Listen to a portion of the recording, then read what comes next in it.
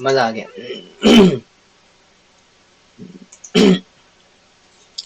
आप ऐसे कोई गए तो नहीं अभी तक?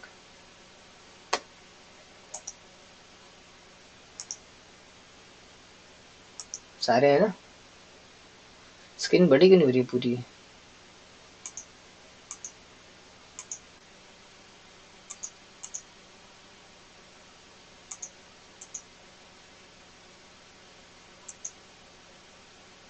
चलो कोई नहीं, ऐसे देखते हैं। हाँ जी, तो मैं क्या कह रहा था, वक्त रसायन सिंधु के बारे में चर्चा हो रही थी।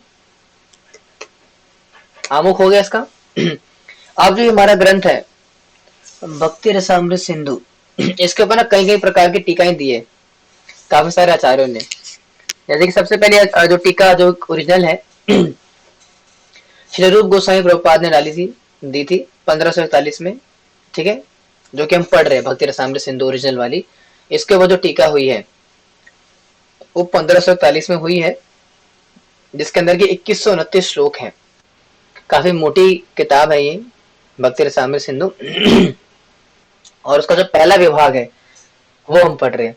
इसके अंदर 4 विभाग हैं, फर्स्ट 19, फिर 26 to 44, फिर ऐसे करके अलग अलग विभाग आते हैं। तो पहला विभाग जो है वो हम पढ़ रहे हैं। ठीक है, और वही स्टार्टिंग में पढ़ा जाता है बेसिक्स के लिए। बाद में जब हम थोड़ा एडवांस हो जाते हैं या ऐसा बोलेंगे कि जो थोड़ा भक्ति में और उन्नत हो जाते हैं, उसके बाद फिर आगे के पढ़ते हैं। उसमें बेसिकली रस की चर्चाएं आती है। इस प्रकार से अलग अलग भक्ति रस होते हैं, भक्ति रस का उसके ऊपर काफी चर्चा होती है अलग अलग प्रकार की। ठीक, तो उसके हिसाब से चीजें आती है। ठीक है, तो जीव गोस्वामी दुर्गम संगमी टीका, ऐसे कई सारी प्रकार की टीकाएं आती है। दुर्गम संगमी टीका होगी, ठीक है। और श्री विश्वनाथ चक्रवर्ती ठाकुर की भी आती है, भक्ति सार प्रदर्शनी, भक्ति रसामृत सिंधु बिंदु। ठीक है, और मुकुंद दास प्रभु करके होंगे आचार्य हमारे, अर्थ रत्नल्प दीपिका नाम की उन्होंने लिखी, जिसको कि कृष्णदास कविराज गोस्वामी ने भी उनके जिनके शिष्य थे, सॉरी कृष्णदास कविराज गोस्वामी के शिष्य थे मुकुंद दास, उन्होंने भक्ति रसामृत सिंधु के ऊपर टीका लिखी है, जिसका नाम है अर्थ रत्नल्प दीपिका। तो ऐसे करके कई सारे आचार्यों ने इसके ऊपर कमेंट्री दी है भक्ति रस के ऊपर। और हमारा जो संप्रदाय है इसमें बहुत ही ज्यादा विवरण है डिटेल में भक्ति रस का। फिर उसके बाद हमारे जो मेन आचार्य आते हैं सेवंत गोस्वामी श्रील भक्ति विनोद ठाकुर प्रभुपाद। आप में से किसी ने नाम सुने इनका? श्रील भक्ति विनोद ठाकुर, कितनों ने नहीं सुना? सबने सुना हुआ है। बबली माता जी, नीतू माता जी, आपने नहीं सुना? सोच रहे हैं। नीतू माता जी आप भी सोच रहे हो? सुना है, ठीक है। तो शिला भक्ति विनोद ठाकुर कौन है? मेघना माता जी बताएंगी।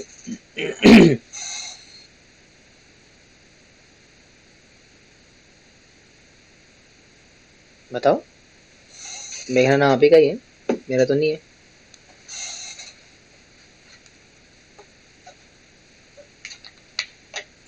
उंगलियों से बताओगे?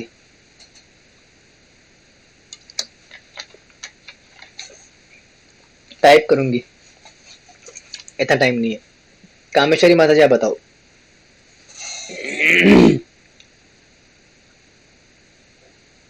जल्दी एकदम फटाफट आगे बढ़ते हैं। आप भी टाइप करेंगे?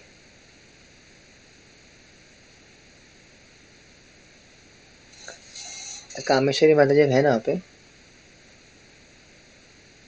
प्रभु जी, हाँ बताइए, कौन है भक्ति विनोद ठाकुर? प्रभु जी सुना तो है भगवत गीता में कि मतलब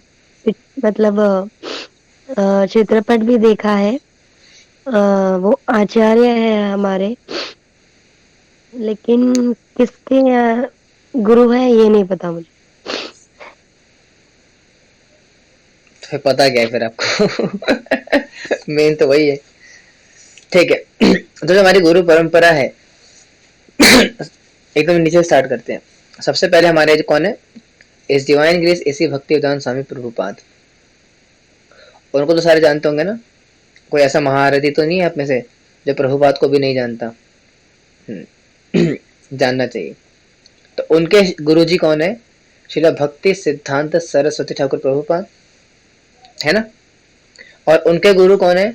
श्री गौर किशोरदास बाबा जी महाराज। ठीक है, और उनके गुरु कौन है? श्री भक्ति विनोद ठाकुर, यानी कि हमारे गुरु जी के गुरु जी के गुरु जी के गुरु जी है वो।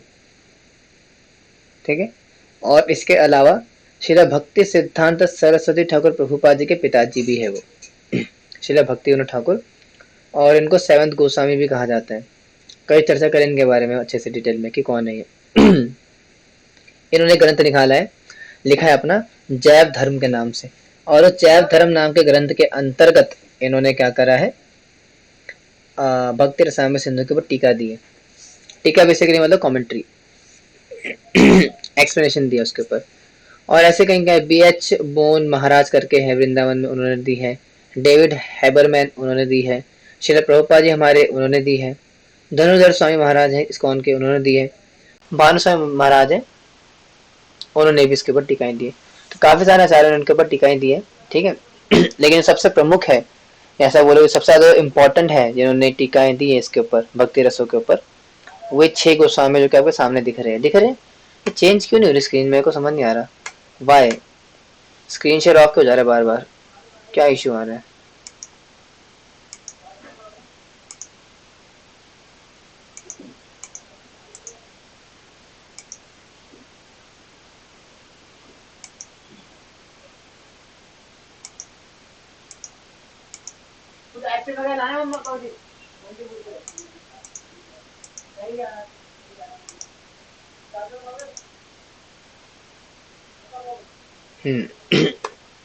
तो ये है 6 गुस। प्रभु जी मैंने नोटिस किया है जब आपने गुरु के नाम लेते हैं तो वन हैंड से ईयर टच करते हैं, तो क्या प्रभुपाद जी के भी नाम जब गुरु के नाम जब अपने गुरु के नाम लेते हैं तो वन हैंड से टच करते हैं, तो क्या प्रभुपाद जी के भी नेम जब हम लेते हैं तो वन हैंड से ईयर टच? वो संगीत के अंतर्गत, संगीत में होता है ऐसा माता जी। संगीत के अंदर ऐसे नाक कान के हाथ नीचे हाथ रखते हैं, हमारे में ऐसा कोई कल्चर नहीं है कान के नीचे हाथ रखने का। आपने संगीत अगर कलाकार को देखा होगा ना, ऐसा नाम लेते हैं कि पंडित अवध किशोर पंडित, तो वो संगीत कलाकार बेसिकली ज्यादा लेते हैं। या हो सकता है बाकी संप्रदाय में लेते होंगे, हमारे संप्रदाय में सच कोई रूल या चलन नहीं है कान पे हाथ रखने का, हम दिल पे हाथ रखते हैं। ठीक है, तो मतलब ऐसा कोई चलन नहीं है हमारे संप्रदाय में नहीं है। ठीक है, तो ये कौन है हमारे सारे 6 गोस्वामीज ऑफ वृंदावन। ठीक है, जैसे बबली माता जी गई थी वृंदावन, तो वो कहीं ना कहीं गई होंगी 6 गोस्वामीज के। गए थे माता जी आप, बबली माता जी वृंदावन में बताओ जरा अपना एक्सपीरियंस, किन के वहां गए थे, कौन से गोस्वामी के कुटीर उटीर पे या मंदिर में, कहाँ गए थे?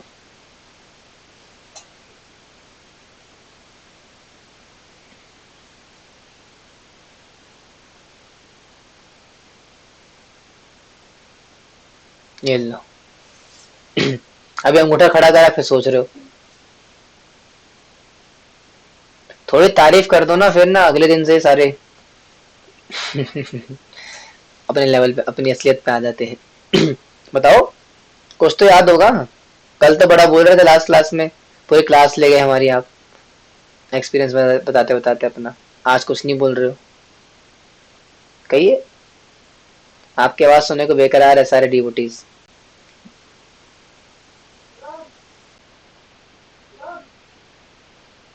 कुछ तो कहिए। तो मुझे मेरी तबीयत ठीक नहीं हो रही, कुछ भी ऐसा हो नहीं रहा है, तो अभी मुश्किल है। क्या मुश्किल है?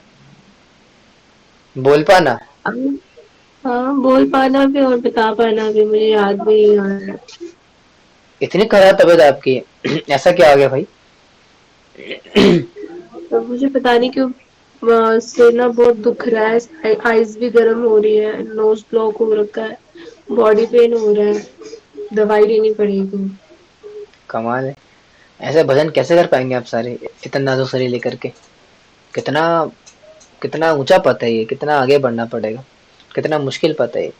ऐसा नाजुक शरीर लेकर के तो भक्ति, मैं ऐसा नहीं कह रहा हूँ कि मतलब आपको मैं कमेंट नहीं मार रहा हूँ, ऐसा नहीं कि आपको पिन पॉइंट कर रहा हूँ, मैं सभी की बात कर रहा हूँ, हम सभी की बात कर रहा हूँ, कैसे कर पाएंगे हम? बहुत ही इतनी जल्दी अगर हम चीजें कर देंगे, जैसे मीनू माता जी हैं, उनका भी पता चला, प्रभु जी कह रही थी, कह रहे थे प्रभु जी कि घर पे ये हो गया, ऐसा हो गया, तो ये वो, आप कह रहे हो तबीयत खराब, कामेश्वरी माता जी बोली थी उनका खराब। तो देखिए आपको मैं समझा देता हूँ कि ना माया जो है वो ये इन किन प्रकार, हर प्रकार से प्रयास करेगी आपको भक्ति में या तो पीछे खींचने की, या तो फिर आपको कमजोर करने की। वो माया देवी की सेवा है। बस मैं इतना जरूर कहूंगा आपसे कि ना, गिव योर मैक्सिमम एफर्ट, जैसे कि अभी आपने दिया, इतनी तबीयत खराब होने के बावजूद भी आप क्लास में आए हो, सो ये एक्सपेक्टेड है। अगर आप ये करेंगे तो आप बचे रहेंगे, क्योंकि आपको बोलेंगे प्रभु जी ये कारण है वो कारण है, लेकिन अल्टीमेट कारण माया ही है। हमें माया ही लेकर के जाती है अपने साथ, भटका लेती है। ठीक है, तो सहन तो करना पड़ेगा। ठीक है, कुछ भी परिस्थिति आते लाइफ में थोड़ा सहन करना पड़ेगा, क्योंकि सहन करे बिना भक्ति नहीं होगी। और आपने बताया कि किस प्रकार से आपने तपस्या करी थी, वो है ना। तो दैट इज गुड। और लेकिन उतनी ही तपस्या करो जितना कि हमारा शरीर झेल ले, ज्यादा भी नहीं करना है। हम ज्ञानी नहीं है, ज्ञान मार्गी नहीं है कि हमें बिल्कुल ही अपने शरीर को सुखा लेना है। जितना जरूरत है उतना वैराग्य लेकर के आना है, और अपने अधिकार के हिसाब से। ऐसा नहीं होना चाहिए कि आप 4 माला कर रहे हो और बोल रहे हो कि प्रभु जी मैं कल से सिर्फ एक दिन में एक बार खाऊंगी सिर्फ, ऐसा भी नहीं जरूरी है। जितना आपकी भक्ति का स्टैंडर्ड है उतना वैराग्य जरूरी है। और बढ़ेगा भी कैसे फिर? अगर आप बोलेंगे प्रभु जी हमारी भक्ति तो इतनी ही है, तो हमारा वैराग्य भी इतना ही होगा, फिर हम आगे कैसे एडवांस करेंगे? नहीं, इतना ही करते करते करते इतना एडवांस हो जाओगे, और वैराग्य भी आपका ऑटोमेटिकली बढ़ेगा। ये ऑटोमेटिकली चीजें होती है, ऐसा नहीं जबरदस्ती जबरदस्ती करना पड़ेगा। जैसे हमारे कल पर मेघना माता जी बोले कि प्रभु जी मैं आप 2 दिन में एक बार खाऊंगी सिर्फ, जैसे हमारे रघुनाथ दास गोस्वामी कहा करते थे ना, श्री रघुनाथ दास गोस्वामी 3 दिन में से एक बार छाछ पीते थे, 250 ग्राम बस, और कुछ नहीं। तो कल से मेघना माता जी बोले कि प्रभु जी मैं बहुत इंस्पिरेशन मिली मुझे श्री रघुनाथ दास गोस्वामी जी का चरित्र सुन करके, आपसे मैं भी क्या करूंगी, 3 दिन में से एक बार खाऊंगी 250 ग्राम छाछ। तो क्या होगा फिर? वैसे इतनी कमजोर सी है, तो 1 महीने बाद क्या होगा, मेघना माता जी गायब हो जाएंगी। बोलेंगे भाई मेघना माता जी गई कहाँ, वैसे इतनी सुखली दुगली दुगली पतली सी थी, और करके फिर गायब ही हो गई है। है ना। तो अपना स्टैंडर्ड भी देखना है हमने। खैर, तो हमारे पास सर गोस्वामी थे, लेकिन समझ में आया सबको? पहले जो मैंने बोला कि अपना स्टैंडर्ड को मेंटेन करना जरूरी है, और उस हिसाब से हमने बातें भक्ति करो। भक्ति हर परिस्थिति में हो सकती है। आप ये मत सोचना प्रभु जी अभी तो हम 16 माला कर रहे हैं, हालांकि बहुत बड़ी बात है ये। लेकिन अगर आप बोले प्रभु जी 16 भी नहीं हो पा रही, कभी प्रभु जी हमारा मन भटकता है, प्रभु जी नींद आती है, ये हो जाता है, चिंता करने की बात नहीं है। जितना कर रहे हो फिलहाल उतना बहुत है, और धीरे धीरे अपने शरीर को समय दो थोड़ा सा। हमें पता है कि हमारी समस्या क्या हो गई है, हमने बहुत सुन ली महिमा, इंस्टाग्राम, यूट्यूब शूट्यूब, आजकल इतना प्लेटफॉर्म आ गया ना, हमने सिद्धांत को जानने पे बहुत ज्यादा ना एज्यूम कर लिया। हम जैसे आपने देखा होगा ना इंस्टाग्राम शॉर्ट्स पे, यूट्यूब शॉर्ट्स पे, इंस्टाग्राम रील्स पे, क्या हुआ? प्रभु जी आप ही तो बोले थे कि इतनी फैसिलिटीज में रह के आप भक्ति नहीं कर सकते, इसीलिए सब करना पड़ेगा। तो तब से आपकी बात को सीरियसली लेके ऐसा हो रहा है। नहीं, मैंने जनरली कहा था, अक्सर नहीं हो पाती। मेरी पूरी बात ध्यान सुना करो, नहीं तो फंस जाओगे। मैंने कहा था अक्सर जो है फैसिलिटीज में भक्ति करना मुश्किल हो जाता है। ये कहा था मैंने। इसका मतलब क्या है कि जो फैसिलिटीज में भक्ति नहीं कर सकता क्या? भक्ति का ऐसा कोई अंदर नहीं है, समझा करो। भक्ति एक बार आ जाएगी ना, तो फैसिलिटीज हो या ना हो उससे फर्क नहीं पड़ता। इसलिए मैं कहता थोड़ा सुना करो मेरी बात को ध्यान से। प्रभु जी फिर वही तो मैं कह रही थी कि 16 माला तो हो ही रही है, आराम से मेरे पास इतना खाली टाइम होता है कि 16 माला हो जाती है, और डेली की डेली भगवत गीता पढ़ना होता है तो वो भी पढ़ लेती हूँ। अब तो जो हाईलाइट अच्छी रहती है तो मैं सोचती हूँ स्टेटस पे लगा दूँ, ताकि और लोग देखें तो क्या पता उनके मन में भी कुछ इससे ज्ञान आ जाए या कोई परिवर्तन आ जाए। तो करती हूँ उतना, फिर भी आप कोशिश फिर ये भी रहती है कि और अच्छा कर पाऊँ, और अच्छा कर पाऊँ, तो बस यही रहता है फिर मुझे। ठीक है, करो, बस अपना शरीर खराब मत कर लेना बस। और पहले बता रहा हूँ मेरे को, मैं जब बोलता हूँ चीजें, मैं सिद्धांत बोलता हूँ तो उसको ना थोड़ा दिमाग का इस्तेमाल करके प्रैक्टिकल लाइफ में कैसे इम्प्लीमेंट करना है उसको समझने का प्रयास करा करो। ऐसा नहीं कि मैंने बोला कल से कि दिन में एक बार खाना है तो आपने कल से दिन में एक ही बार खाना शुरू कर दिया और चक्कर खा के गिर गए बाथरूम में ही, या किचन में गिर गए जी चक्कर खा करके। क्यों गिर गए जी? मान लो कल के पिताजी आपके लेके गए हॉस्पिटल में और आपसे पूछे क्या हो गया बेटी, इतने चक्कर कैसे आ गए? आप बोलेंगे प्रभु जी ने कहा था ना दिन में एक ही बार खाने को, तो मैंने दिन में एक ही बार खाया। फिर मेरे नाम का बिल फट रहा होगा, मेरे नाम पे पुलिस केस हो रहा होगा। समझ रहे कहने का मतलब? तो सिद्धांत अपनी जगह है और उससे हमें कितना लेना है वो अलग जगह है। जैसे मान लो एक पेड़ है, आम का पेड़। अब आम के पेड़ में कितने आम होते हैं? 100 के 100 आम, दर्जनों आम होते हैं, है ना? आप क्या सारे खा सकते हो? आप बताओ, खा सकते हो? बबली माता जी, अच्छा मैंने कहा आप तो खा भी सकते हो, खैर आपका कोई आप तो, आपकी बात अलग है, शायद आप खा लो, हम नहीं खा सकते, एक साधारण आदमी नहीं खा सकता। ठीक है, तो यानी का मतलब क्या है, हमारी जो फिलोसफी है और गोस्वामी की, हमारे आचार्यों की, वो आम के पेड़ जैसी है, पूरा भरा पड़ा है वो। अब उसमें से हमें कितने आम तोड़ने अपने हिसाब से तोड़ लो। वैसे मैं जो फिलोसफी बताता हूँ बहुत हायर फिलोसफी है वो, क्योंकि गोस्वामी ने स्थापित स्थापित करी है। ठीक है, लेकिन उसमें से आपको कितना लेना है आपने अपनी कैपेसिटी के हिसाब से लो। और किसी कॉपी करने की कोशिश मत करना। कल को मान लो अगर आपने मेरा टाइम टेबल पूछ लिया और आपकी इच्छा होगी ना प्रभु जी आप बताए टाइम टेबल, मैंने बता भी दिया मान लो, फिर आपने सोचा प्रभु जी का टाइम टेबल कॉपी करेंगे हम, नहीं कर पाओगे भाई, गिर जाओगे, मुंह के बल गिरोगे। इतना आसान नहीं है वो कर पाना। मैं नहीं कर रहा, बहुत बहुत शुद्ध भक्त हूँ। समझाने का अगर मैं भी किसी सीनियर डिवोटी का फॉलो करूँ, फॉर एग्जाम्पल मान लो मैं हिज ग्रेस अमरेंद्र प्रभु जी का प्रोग्राम फॉलो करना शुरू करूँ, कोई जानता है उनको, अमरेंद्र प्रभु जी को? हाँ देखा होगा। अब माला प्रभु जी की तरह मैं भी 80 माला शुरू कर दूं रोज की, 80 माला करना शुरू कर दूं, शास्त्र पढ़ना, ग्रह शास्त्र में रहते 50 माला, आई थिंक 50 80 जो भी है, 80 पहले फिर 50 बाद में, 50 माला करना शुरू कर दूं, क्या होगा मेरे साथ भी ऐसा? हो गया फिर तो काम खत्म। या मान लो हिज होलीनेस भक्ति तीर्थ स्वामी महाराज की तरह दिन में से एक बार प्रसाद लेना शुरू करूं, समझ रहे हो? तो कॉपी नहीं करना है, बस इंस्पायर होकर के लाइफ में अपनाना है।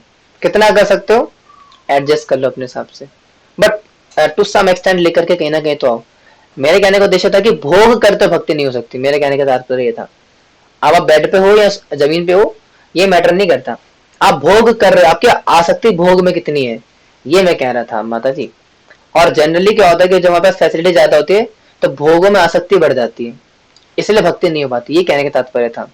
जैसे मान लो अगर मेरे पास भी बड़ा बड़ा घर है, बड़ी गाड़ियां, आलीशान बंगला, फ्लैट, नौकरी चाकरी, ये सब चीजें हो, तो मैं भी क्या होऊंगा, आसक्त हो जाऊंगा उससे, भक्ति नहीं कर पाऊंगा। तो जनरली जनरली क्या होता है, जब भोग की वस्तुएं बहुत ज्यादा होती है तो व्यक्ति आसक्त होकर के भक्ति नहीं कर पाता। ये मेरा सिद्धांत था, मतलब मेरे सिद्धांत आचार्यों का सिद्धांत है, तात्पर्य ये था। अब इसका मतलब ये नहीं कि जो महलों में रहता है वो अमीर है वो भक्ति नहीं कर सकता, ऐसा नहीं है। इस्कॉन के अंदर जो 90% डिवोटीज सारे अमीर है वो, इस्कॉन के अंदर 90 to 95% ड्यूटी अमीर है, सारे रिच हैं। कभी इस्कॉन आप देखो, बड़ी बड़ी गाड़ी में आते वो लोग, दे आर ऑल रिच। सारे पैसे वाले लोग आते हैं इस्कॉन के अंदर। तो क्या वो भक्ति नहीं कर रहे? कर रहे भक्ति। हम लोग भी जाते भक्ति, बस से जाते हैं। हम गरीब है, हम भी भक्ति कर रहे। गाड़ी वाले आते वो भी भक्ति कर रहे हैं। मेघना माता जी वही बस से आती है, बस से मेट्रो से आती है, वही भक्ति कर रही है। ठीक है, समझ रहे हो तात्पर्य? समझ गए माता जी, बबली माता जी? ये तात्पर्य है, भोगों से आसक्ति नहीं होनी चाहिए। भोग हो लाइफ में तो इसमें कोई बुराई नहीं है, हमें नहीं करना चाहिए पर ज्यादा, तात्पर्य वो था। आप चाहे गर्म पानी से नहाओ या ठंडे पानी से नहाओ, भक्ति में क्या सहायक है वो देखो।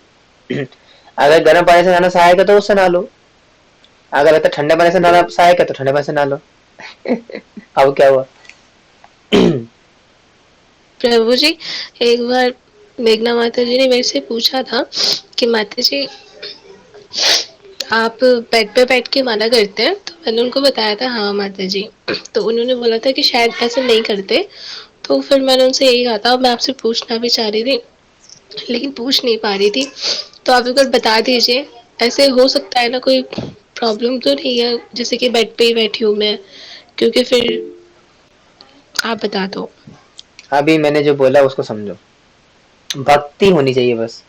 कहीं भी करो, बेड पे बैठो, जमीन पे बैठो, बेड के नीचे बैठो, बेड के ऊपर बैठो, जमीन के अंदर गड्ढा खोद के बैठो, छत के ऊपर लटक के बैठो चमगादड़ की तरह, कैसे मर्जी करो, भक्ति करनी है नहीं, बस। मैंने ये मेघना माता जी के लिए बोला था, आप उनको बता दीजिए बस। मतलब चमगादड़ की तरह उल्टा लटक के बैठना, ऐसा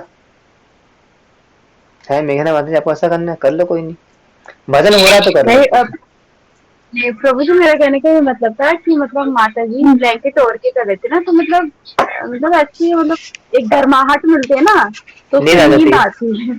हाँ, मैं अपना बता रही हूँ, मेरे को तो आ जाती है, मैं तो सो जाऊंगी वहीं पे। इसलिए मैं कह अजी, रही थी कि हाँ, मतलब अपना हम आलस कर रहे हैं। अपना अधिकार देखना होता है। मैं भी कंबल ओढ़ के ही माला हाँ, करता हूँ, चादर पे पैरों पे, तो मैं नीचे बैठता हूँ ना उस पे, तो ऊपर अपना चादर रख करके बैठता हूँ। मुझे नींद नहीं आती, क्योंकि मुझे पता है कि मेरे को कहाँ पे इतना क्या मैनेज करना है। तो वही है ना, इसमें कोई गलत बात नहीं है, क्योंकि मुझे पता है। प्रिया अग्रवाल सेंड यू रिक्वेस्ट, अरे एक बार है। हाँ क्योंकि मुझे पता है कि अगर मैं ऐसे बैठ गया तो मेरा हो जाएगा काम खत्म। तो अपने अपने हिसाब से मैनेज करना है, कोई गलत चीज नहीं है इसमें। अगर बबली माता जी कंबल ओढ़ के माला करना चाहते, कंबल ओढ़ के कर लो हालांकि वो सही चीज नहीं है, लेकिन फिलहाल के लिए कर सकते हो लेकिन हाँ, जनरली क्या होता है, हम कंबल ओढ़ के बैठेंगे तो समाधि में चले जाएंगे। इसलिए कहा जाता है सतोगुण में रहना जरूरी है। नींद आती है और हमारा ना मन भी नहीं होता, आलस सा आता है। इसलिए मैंने बोला था, क्योंकि मैंने कथा में भी सुना था, मैंने समीक्षा माता जी के मुंह से भी सुना था, इसलिए मतलब हम आलसी हो जाते हैं। अब कम्बल ओढ़ रहे हैं तो आलस ही आएगा। तभी तो नहीं करते और ना नींद। हम बद्ध हाँ, जीव है ना, तभी प्रॉब्लम ये मैंने है हाँ, हमारी। तभी मैंने माता जी को। हाँ, हमारी चेतना में भजन चेतना नहीं है ना, इसीलिए हम तो जमीन पर तो नींद आ जाती है कंबल की क्या बात कर रहे हो, हमारी भजन चेतना नहीं है। जिनकी भजन चेतना हो गई हो तो बाथरूम में भी जप कर लेते हैं। कौन थे? श्रील गौर किशोरदास बाबा जी महाराज पब्लिक टॉयलेट में जाकर के जप करते थे। आप कर सकता है में से कोई पब्लिक टॉयलेट में जाकर के? हमारे घर का टॉयलेट में बदबू मारता है, पब्लिक टॉयलेट तो क्या ही बात करे, वो वहां जाके जप करा करते थे। हम मजाक नहीं कर रहा, मैं सच में करते थे भाई। तो वो भजन चेतना की बात होती है हमारे आचार्य सोते हुए जपा करते थे, वो तो सोते सोते भी जपा करते हैं, नींद में भी जपा करते हैं। ये सारे सामने जो फोटो बनी है ना, ये सारे ऐसे तो है। तो चेतना मैटर करती है, समझ रहे हो हमारी चेतना नहीं है, इसलिए हमें इसको पालन करना जरूरी है। अगर चेतना हो जाएगी भजन चेतना, फिर तो जैसे मर्जी भजन करो आप, समझ रहे हो? प्रिंसिपल समझ में आ रहा है, प्रिंसिपल क्या है हम्म। हाँ, कुछ कह रहे हैं नीतू माता जी? प्रभु जी, जैसे हम महामंत्र का जाप करते हैं तो हमें मतलब काउंटिंग रखना ज़रूरी है? हम मतलब हाँ। बिना काउंटिंग के भी तो कर सकते हैं ना? अभी आएगा देखो वहाँ पे, इसी षड गोस्वामी अष्टकम में आएगा, संख्या पूर्वक नाम कीर्तन पूर्व। गोस्वामी करते थे भाई, हम नहीं करेंगे क्या? अभी इसमें दिखाता हूँ मैं आपको, संख्या पूर्वक नाम क्यों करा जाता है ठीक है, अभी अभी समझ में आ जाएगा वो। तो फिलहाल आगे बढ़ते हैं। ठीक है, तो ये हमारे 6 गोस्वामी है। इनमें से एक गोस्वामी श्री रूप गोस्वामी, इन्होंने क्या करा है, इस भक्ति रसायन सिंधु का रचना करिए। अब बड़ा ही फेमस आता है शिला षड गोस्वामी अष्टकम, अभी दिखाऊंगा मैं आपको, जो कि श्री श्रीनिवास आचार्य ने लिखा हुआ है। अब उसमें क्या कह रहे हैं यहाँ पे? अच्छा, तो 6 गोस्वामी का उद्देश्य क्या था आप पूछेंगे ना, प्रभु जी 6 व्यक्ति जो क्या बोलेंगे गमछे में बैठे हमारे सामने खड़े हैं, ये कौन है? ये बुजुर्ग से हैं, कहाँ से आए हैं लोग, कौन है ये लोग, ऐसा क्या है दिखाने का? तो इन्होंने क्या बड़ा काम करा है? तो इसमें आता है षड गोस्वामी अष्टकम में। क्या करा है? गाते इसको, अच्छा बहुत अच्छा इसका वर्ष है। कह रहे कि नाना शास्त्र विचारणो का निपुणो सद्धर्म संस्थापको लोकानां हितकारिणो त्रिभुवने मान्यो शरण्याकरो राधा कृष्ण पदारविंद भजनानंद आनंद मत्यालिको वंदे रूप सनातनो रघुयुगो श्रीजीव गोपाल को। Very important. क्या कह रहे हैं यहाँ पे, कोई पढ़ेगा आप में से? एनीवन? प्रभु जी मैं पढ़ूं? हाँ तब वही तो बोल रहा हूँ, क्या बोल रहा हूँ, पढ़ो। मैं श्री रूप गोस्वामी, श्री सनातन गोस्वामी, श्री रघुनाथ भट्ट गोस्वामी, श्री रघुनाथ दास गोस्वामी, श्री जीव गोस्वामी और श्री गोपाल भट्ट गोस्वामी नामक 6 गोस्वामियों के प्रति अपने आदर पूर्ण प्रणाम करता हूं। ये नोट कर लो सारे सारे गोस्वामी, 6 गोस्वामी, इसका नाम नोट कर लो, कल क्लास में पूछूंगा मैं याद से, ठीक है? या तो स्क्रीनशॉट ले लो, कॉपी में लिख लो, जो करना करो, लेकिन कल आप सभी से ये 6 गोस्वामी का नाम पूछे जाएंगे 100% गारंटी के साथ। इसलिए चाहे तो नोट कर बना लो, कॉपी में लिख लो, स्क्रीनशॉट ले लो, याद कर लो, लेकिन कल के पक्का क्लास में आने से पहले ही, मतलब क्लास में आने के तुरंत बाद आपको 6 गोस्वामियों का नाम सबको बताने पड़ेंगे इसे सभी याद कर लो, पहले बता रहा हूँ, किसी एक का भी नाम नहीं मिस होना चाहिए। सुनना है मतलब सुनना है, ठीक है? हाँ बढ़िए, आगे बढ़िए। वे संपूर्ण मानव जात, पढ़िए आगे। नीतू माता जी पढ़िए ना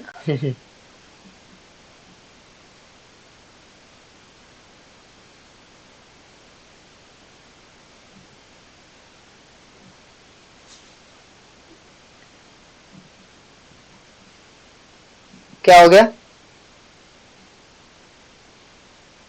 समाधि में चले गए क्या आप भी? ये टेस्ट का नाम सुन के वो हो गया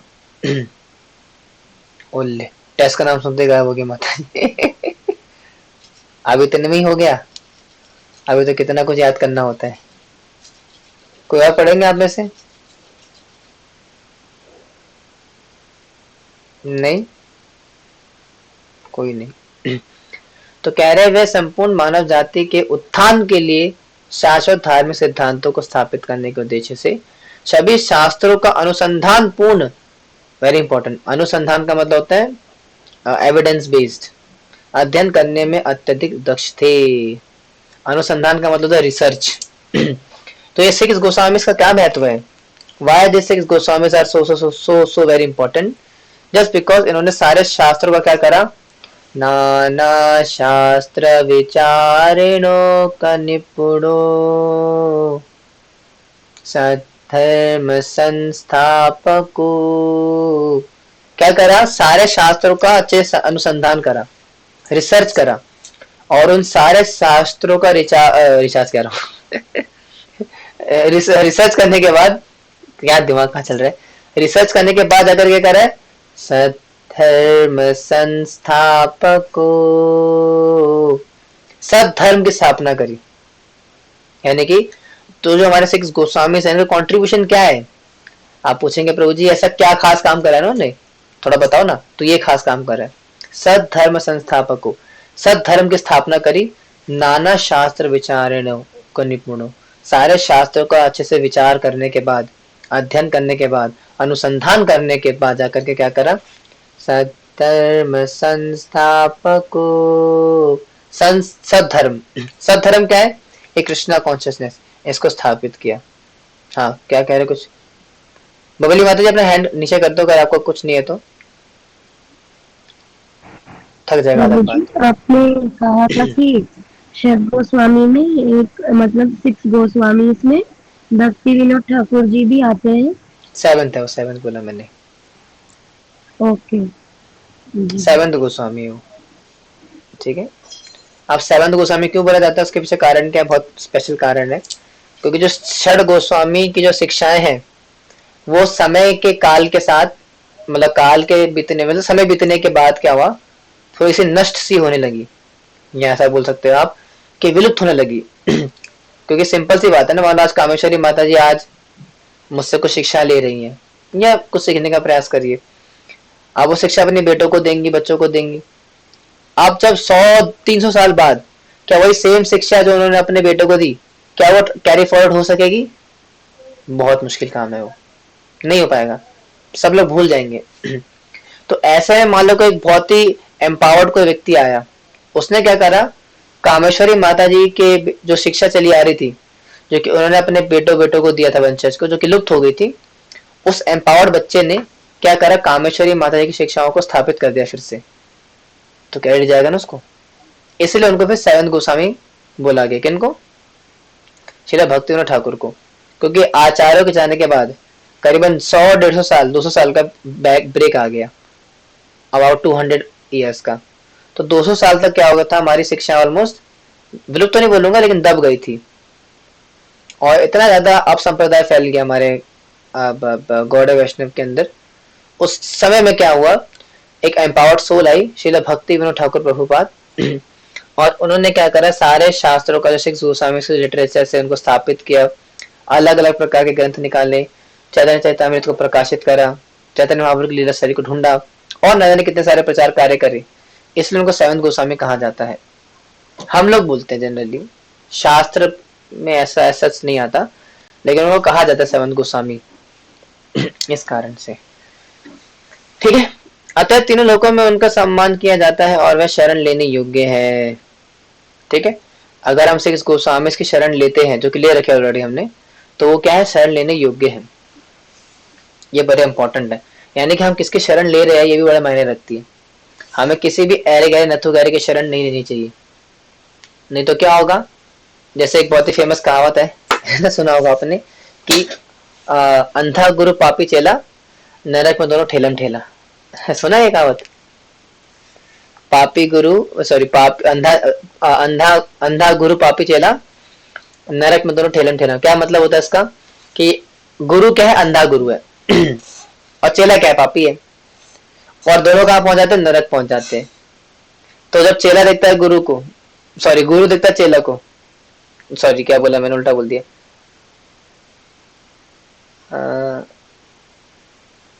हाँ, चेला गुरु पूछता है चेला से, तुम नरक में कहां से आ गए? तो वो बोलता है कि गुरुदेव मैंने तो पाप आप करे थे ना, इसे नरक खाना पड़ गया मुझे। फिर चेला पूछता है, गुरु जी आप नरक क्यों आए, आप तो गुरु थे, आप नरक कैसे आ गए?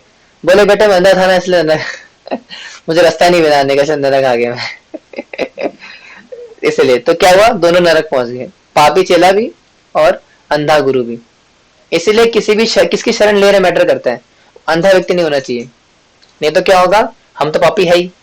तो पापी चेला और अंधा गुरु, नरक में दोनों ठेलम ठेला, यानी कि दोनों नरक जाएंगे, एक दूसरे धकेलेंगे आगे चल के, तू आगे जा तू आगे जा तो इसलिए हम किसकी शरण लेते हैं मैटर करता है। लेकिन शेष गोस्वामी से, जो षड गोस्वामी क्या है, शरण लेने योग्य है, और इनकी शरण ग्रहण करना कोई भी कर सकता है क्योंकि वह गोपियों के भाव में पूरी तरह से लीन है और सारा श्री श्री राधा कृष्ण के दिव्य प्रेम में सेवा में रत है, इसलिए लेने योग्य है। क्यों लेने योग्य है?